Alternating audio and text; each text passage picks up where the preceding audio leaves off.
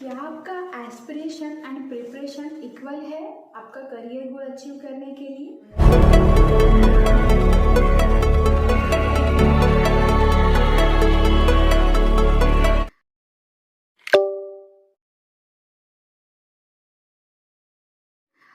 बहुत सारे लोगों को एस्पिरेशन का शायद मतलब नहीं समझ में आ रहा होगा। तो एस्पिरेशन ये होता है आपकी चाहत, उस करियर से आपको क्या चाहिए। जैसे कि आपको अच्छा सैलरी चाहिए होगा, आपको पोजीशन चाहिए होगा, पावर चाहिए होगा, फेम चाहिए होगा। एंड उस चीज़ अचीव करने के लिए आपका जो प्रिपरेशन है, तो प्रिपरेशन एंड एस्पिरेशन अगर इक्वल होता है तो ही आप अपना जो करियर गोल है वो अचीव कर सकते हो। एस्पिरेशन एंड प्रिपरेशन अगर इक्वल नहीं होता है तो क्या इश्यूज आ सकते हैं, इसके लिए मैं आपको एक स्टोरी बताना चाहती हूँ। तो स्टोरी ये है कि मेरे जैसे हमारे ऑर्गेनाइजेशन में हायरिंग करना था, तो हमारी कुछ पॉलिसीज़ है, अकॉर्डिंगली दैट हमने इंटरव्यूज़ कंडक्ट किए थे। सो एक लड़की का ऑलमोस्ट सिलेक्शन हुआ था, but I wasn't sure for that girl because उसके करियर में गैप भी था। बट उसका टाइम मैनेजमेंट बहुत अच्छा था, पर्सनली मैं थोड़ा बहुत उसको जानती थी, उसका कम्युनिकेशन स्किल बहुत अच्छा था। तो 90% मेरे दिमाग में था कि इसको लेना चाहिए, पर 10% आई वॉजंट श्योर। स्टिल मैंने कुछ रिप्लाई नहीं किया था। आई वॉज इन थॉट कि क्या करना चाहिए। उसका मुझे मेल आया जो कि बहुत ही ये था कि मैम मैं आपका जो मेरे से एक्सपेक्टेशंस है I will definitely fulfil that. वो मेल बहुत ही प्रॉपरली लिखा था। So I was impressed and I thought that कि ओके ठीक है, हम चांस दे सकते हैं, लेट्स सी क्या होता है। जो मैं हमेशा बोलती हूँ ना, 10 से 6, जब मैंने उसको जॉब पे रखा, ही वॉज वेरी पंक्चुअल। वो शार्प 10 बजे, मतलब 10 बजने को 5 मिनट जब कम रहेंगे वो ऑफिस में आएगी। एंड जैसे ही वो हर चीज़ ऑफिस टाइमिंग में करती थी, जैसे अभी 6 बजे उसका जाने का टाइमिंग रहता, तो 5:30 बजे से वो फ्रेश होना, वॉशरूम जाना, फिर अपना रैप वगैरह करके जस्ट वो वेट करती रहती थी कि हाँ अब 6 बजेंगे एंड मैं ऑफिस छोड़ दूंगी। उसके बाद ऐसा था, कोई भी नया काम आता था ना, बाकी वो काम बहुत अच्छे से करेंगे जो उसने पहले कभी किया है। पर जैसे क्लिनिकल रिसर्च में ऐसा नहीं है। अभी वाली जो स्टडीज़ है वो बहुत कॉम्प्लेक्स है as compare to previous studies. तो नई स्टडीज़ में काफ़ी सारे नए इक्विपमेंट, और जो स्टडीज़ अभी आई थी वो उस इंडिकेशन पे उसने कभी काम नहीं किया था, तो शी वॉजंट कंफर्टेबल। अपने से नीचे वाले लोगों के साथ एक ट्यूनिंग हमें बनाना रखता है, क्योंकि और हमें उनके साथ ले पर्सन की तरह बात करना पड़ता है। हम वहाँ हमारा डेजिग्नेशन नहीं बता सकते क्योंकि हम टीम में काम करते हैं। अगर आप अपने हॉस्पिटल के स्टाफ के साथ अच्छे से नहीं रहोगे तो आपके मैक्सिमम काम नहीं होंगे। अगर आप अपना वहाँ पे डेजिग्नेशन या पावर दिखाओगे तो भी वो आपको हेल्प नहीं करेंगे। तो हमें टेक्नीशियंस, वेंडर्स, इनके साथ बहुत अच्छे से रैपो बनाना पड़ता है। तो उसमें भी वो अच्छी नहीं थी। बहुत बड़ा मैंने बताया सीआरसी का वर्क इतना इम्पोर्टेंट क्यों होता है, मैं ये भी आपको ये स्टोरी में बताना चाहती हूँ। बहुत बार ऐसा होता है कि सीआरसी के कुछ गलतियों के कारण प्रोजेक्ट पूरा स्पॉन्सर वो साइट रिजेक्ट कर देता है।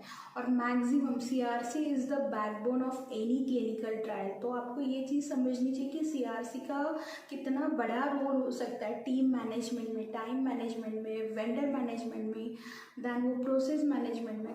तो मुझे ये समझ में आया कि इसको थोड़ा और ट्रेनिंग की ज़रूरत है, और इसको समझाना पड़ेगा कि क्या करोगी तो एस्पिरेशन एंड प्रिपरेशन इक्वल रहेगा।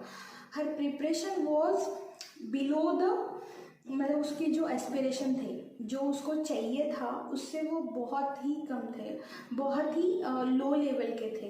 लाइक नया जो अडेप्टेशन था वो बिल्कुल अडेप्टेबल नहीं थी कोई नए आइडिया में। दूसरा, उसका दिमाग में था कि 10 to 6 उसी में मैं काम करूँगी, अगर ज़्यादा काम नहीं है तो मैं नहीं रुकूँगी। तो ऐसे नहीं होता है। If you want to grow, आपको जिस तरह से वर्क आता है उस हिसाब से आपको वो टाइम देना पड़ता है। तो मैं ये नहीं बोलूँगी कि डेली आपको 8-9 बजे तक रहना पड़ता है साइट पे या ऑफिस में, बट इन केस कभी अगर रहना पड़े तो आपको उसका मतलब वो आपके माइंड में होना चाहिए कि हाँ अगर आगे और जैसे जैसे आपके डेजिग्नेशंस बढ़ते हैं यू कैन नॉट से नो टू एनीबडी। आपको वो टाइम बाउंडेशन नहीं रहता है। आप देखना जितने भी हायर हायरार्की के लोग होंगे उनके ऑफिस के कॉल या ऑफिस का काम उनका हमेशा लैपटॉप ओपन रहता है। इवन तो मैं कैनवास क्लिनिकल रिसर्च सर्विसेज में डायरेक्टर हूँ, मेरा हमेशा लैपटॉप ओपन रहेगा, हमेशा मैं मेल को रिप्लाई देती रहूँगी या मेरा कुछ ना कुछ काम चलता रहता है। मैं ये नहीं बोल सकती, या मुझे बहुत सारे लोग इवनिंग में कॉल करते हैं आफ्टर 6 तो भी मैं फ़ोन अटेंड करना ही पड़ता है। आई कैन नॉट से कि हाँ मेरा टाइम 10 to 6 है और आप इतने बजे ही मुझे कॉल कीजिए। अगर आपको आगे बढ़ना है तो ये चीज़ आपको हमेशा ध्यान में रखनी पड़ेगी। अगर आप ऑर्गेनाइजेशन में दिखा दोगे कि मैं 10 to 6 ही काम करूँगी, तो वो ऑर्गेनाइजेशन के जो सीनियर्स लोग हैं जो आपको या HR है वो कहीं ना कहीं सोचेंगे कि नहीं यार ये बंदा मेरे उतने काम का नहीं है, अगर कल को मुझे इस टाइम पे काम आएगा तो ये ऑब्वियस है ये डिनाई कर देगा। और उसके बाद अडॉप्टेबिलिटी जो होता है कि हम अलग अलग साइट पे काम करते हैं, वो स्टाफ के साथ हमें एक अच्छा रैपो बनाना पड़ता है। वहाँ अगर आप नहीं कर पाए तो आप वो आपका काम नहीं करेंगे। एंड बहुत बार ट्रायल्स में ऐसा होता है कि आपको टाइम मतलब ये काम इतने बजे ही करवाना रहता है और वो अगर आपका उनके साथ रैपो नहीं बना तो आपको सीधा आपके काम के लिए डिनाई कर देंगे। तो वहाँ पे भी वो लड़की का ये चीज़ समझनी पड़ती है, और अगर आपको एक्सपीरियंस के साथ ये चीज़ आप नहीं समझोगे तो आप कभी आगे नहीं बढ़ पाओगे। थर्ड ये था, एक बहुत ही इम्पॉर्टेंट काम के लिए कंपनी ने पैसा उन पे खर्च करके मतलब लाइक फ्लाइट का टिकट निकलवाया उनके लिए, स्पेशली वो टास्क के लिए उनको दूसरे सिटी भेजा, वहाँ उन पे पैसे खर्च होने वाले थे। 2 दिन का वो ट्रेनिंग प्रोग्राम था और उनका काम था कि जो टेक्नीशियन है उनको हेल्प करके वो ट्रेनिंग कंप्लीट करवाना।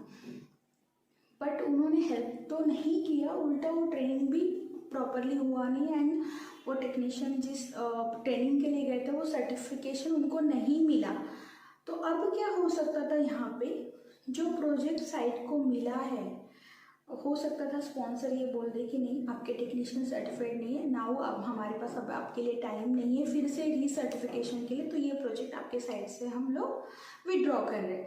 तो कितना ज़्यादा नुकसान हो CRC के कारण हो। तो इसकी जो सीवियरिटी है ये अगर आपको नहीं समझेंगे तो ऑब्वियस अभी आपका जो अंडरस्टैंडिंग लेवल है ये कितना लो है ऑर्गेनाइजेशन के प्रति, और आप ऑर्गेनाइजेशन के लिए कितना डिवोटी है ये भी इसमें समझ में आया। तो ऑब्वियस है ऐसे लोगों को कभी भी ऑर्गेनाइजेशन प्रमोट नहीं करेगा। आप अब स्टक हो गए, आपका करियर यहीं पे स्टक हो गया। आप अगर इतना बड़ा लॉस अगर ऑर्गेनाइजेशन का कर सकते हो तो कोई भी आप पे ट्रस्ट नहीं करेगा। सो आपने ऑर्गेनाइजेशन का ट्रस्ट लॉस किया, आप अडॉप्टेबिलिटी नहीं है, आप लोगों के साथ अच्छे रैपो नहीं बना सकते हो, टीम को लेके काम नहीं कर सकते हो, देन जहाँ आप काम कर रहे हो वहाँ आप कंफर्टेबल नहीं रहोगे। थर्ड थिंग ये रहेगा कि आपको चेंजेस एक्सेप्टेबल नहीं है। आप मतलब एकदम 10 to 6 मेरा हो गया काम मैं जाऊँगी, एकदम ऐसे नाउ डेज ये चीज़ नहीं चलेगी। आपको रिप्लेस करने वाले 1000 लोग ऑर्गेनाइजेशन को मिलेंगे जो आपसे बहुत ज़्यादा इस सब चीज़ों में अच्छे होंगे।